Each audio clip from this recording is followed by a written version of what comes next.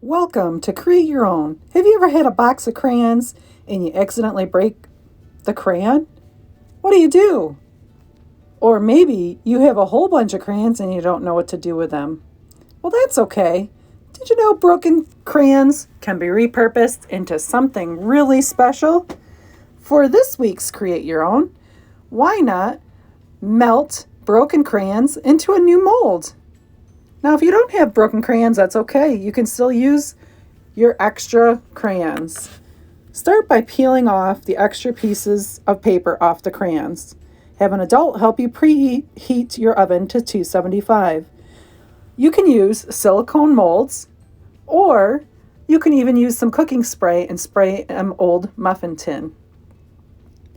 Next, you'll need to break up the crayons into little pieces. Either an adult helping you using a knife, or you can have some fun with a meat mallet and a Ziploc bag and smash them all up into little pieces. This will be vital to fitting it into your molds. I chose all green and blue colors, all different shades, because I thought that kind of made me think about Earth Day. And there you go. Pop them all into your molds of choice, whether it's your silicone molds or your sprayed muffin tins. And with an adult's help, put it into the oven to melt.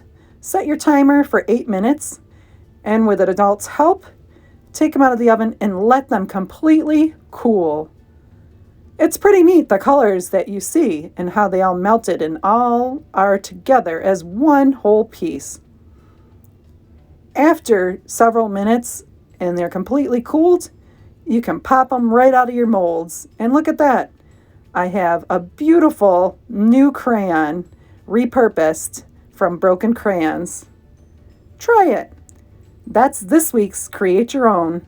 And here you go. Something beautiful can be made out of something broken.